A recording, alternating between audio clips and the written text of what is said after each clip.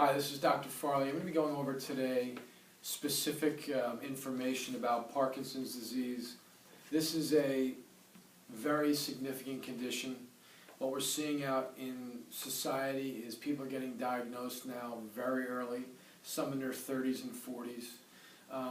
Or we're getting people now that we're seeing getting diagnosed in 50s, 60s, and 70s. The problem is a major problem in society, and I'm putting this together because there's a lot of help that someone can get with Parkinson's, especially if it's caught early. And there's some soft signs that we can see with a Parkinson's patient that shows up early. There's early signs and symptoms. Some of these early signs and symptoms may be loss of smell. If you come in and you say, oh, I can't smell anything, not good. Could be an early sign of Parkinson's. Gastrointestinal constipation. This is the number one. So a Parkinson's patient has inability to initiate movement. So this is how they are when they get really bad. So this lack of ability to initiate movement can happen in your gastrointestinal system, and we call it constipation. So if we see kids that are constipated or adults that are constipated, this is a very significant problem that could be the beginning of a Parkinson's type process. Bradykinesia, this is slow movements. If we watch someone walk, and as they walk, the right arm doesn't move at all, that also can be a sign of early Parkinson's. Depression or anxiety can be a sign of Parkinson's. Are we telling anyone with depression and anxiety that they may have signs of early brain breakdown? No, most of those poor people are told, oh, this is a psychological issue, and they're not addressing the underlying root functional cause. Postural instability, stumbling or leaning forward, fatigue, and sleep disorders are all early signs of Parkinson's. Progressed signs are lack of dexterity, especially with handwriting, writing cramps, a softer voice, and slurred words, postural instability, and then we get full-blown Parkinson's disease, where we have a resting tremor, this kind of stuff, rigidity, dementia, and an expressionless face. Most people with Parkinson's also develop dementia over a time frame. So there's a close connection between Parkinson's and Alzheimer's. The current treatment with Parkinson's, you need to realize this, that when we talk about a Parkinson's patient, the only thing the Parkinson's patient is told is, you have this terrible thing called Parkinson's. They're not at all trying to figure out why you have this thing. They may tell you that it's a genetic problem if you have a family history of it, or idiopathic, which means we have no idea. And yet many of these people could be helped very much if we looked for what are called the root functional causes. In my office here, I've developed a program called Neuro-biomedicine.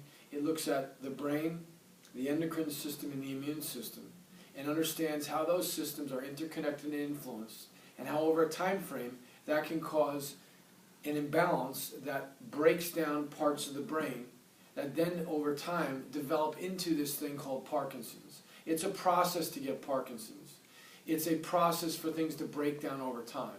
And if we can jump in there now and figure out which gears are not working properly, and make a specific personalized plan for you, not for Parkinson's, but for you, then you might be able to see a dramatic improvement in the Parkinson's syndrome, and over a time frame prevent it from getting any worse, or have a complete resolution over a time frame of many of the symptoms that you're having.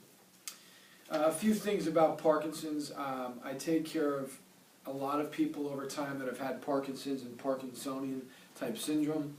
And a lot of my neurological medical doctor colleagues will come right out and tell you that the results that they're getting with the medication is not very good.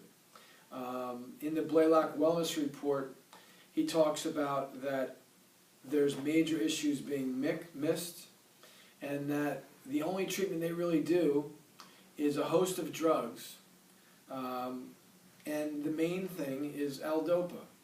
And with most patients, they'll get worse after 2 to 5 years, and it actually appears to speed the deterioration. So if you start taking the drug, and even a new drug that they give you over a time frame, these are only aimed at trying to go after the dopamine problem. Not at all as to why you have that problem, but only going after to manipulate that brain chemical. And again, the results is that they will get worse in 2 to 5 years, and it appears, based on a top neurosurgeon, that it speeds deterioration. So I know you want help, I know you're trying to find answers, and you may choose to do that, that's your choice, but you want to know what the results are. They're not very good, and it does appear to speed deterioration. So what else can be done? Well, we need to look at the brain from a functional point of view. And when we look at the brain from a functional point of view, the brain needs 3 things to work properly. It needs activation from the body. This means proper information coming from the body, streaming up to the brain to activate, to stimulate, to turn on those neurons, to keep them healthy and working well. Number 2, it needs proper oxygen. That means absolutely positively no anemia. I find anemia in almost 95% of the patients that I check for anemia. So if there's low-grade anemia, maybe that's one of the contributing factors to the Parkinson's patient. And then last, we need proper nutrition. Under proper nutrition, one of the main things we need is stable blood sugar, but we need a bunch of other parts of proper nutrition to make the brain work properly. What I've found over a time frame is there's usually 8 root functional causes that are breaking the brain down, and over a time frame can lead to these neurodegenerative diseases. Number 1 on the list here, this is a gear, and it shows you that the central nervous system is connected to 2 other gears, the endocrine system and the immune system, and they all interact. But the number 1 thing, N1, that the nervous system needs is, or the number 1 thing that's causing the nervous system to break down, is lack of activation from the body or aberrant input from old issues that are not streaming proper information up to the brain. For those neurons to stay healthy, they need proper activation on a day-to-day basis, and that is one of the first things that keeps the neuron working well. It's what turns the genes on, and it's what allows the body to release and accept proper neurotransmitters, specifically dopamine. Number 2, N2, that can create breakdown in neurodegeneration is blood sugar dysglycemia. This means blood sugar that's bouncing around up and down all day long. The brain needs a steady supply of blood sugar. Number 3, N3, phase 1 and phase 2, liver detoxification systems. We need to make sure that we're detoxifying properly and we're not allowing toxins to break into our brain and cause neurodegeneration. The other part of liver detoxification of phase 1 and phase 2, we have to have a good gut, because problems with the gut become major problems with the liver. N4, we need essential fatty acid balance. Most of the diets that we're seeing are very wrong in the amount of essential fatty acids coming in. And those essential fatty acids are key components to our brain working properly and not getting neurodegeneration.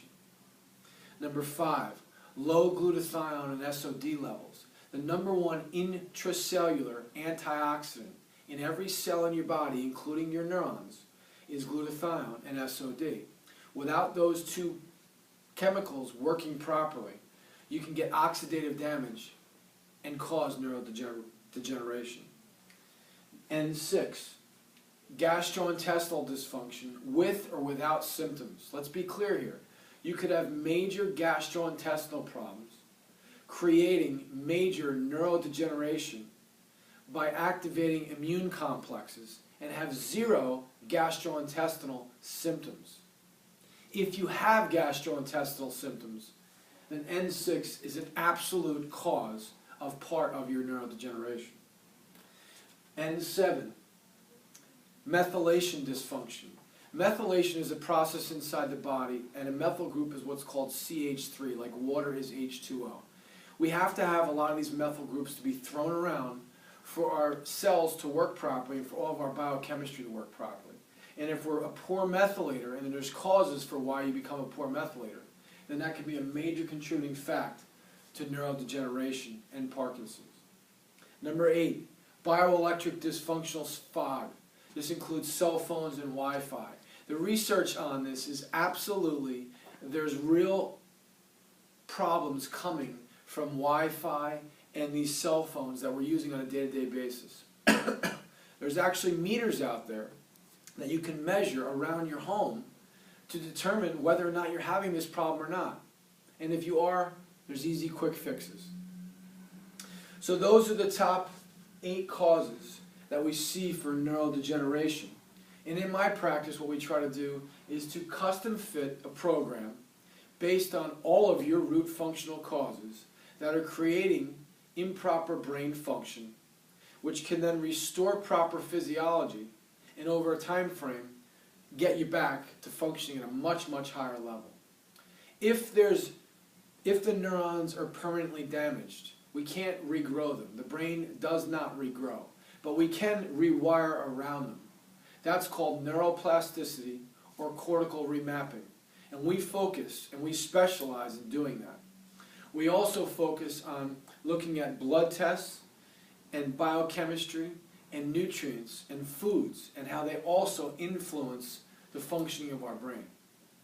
So I hope this was helpful.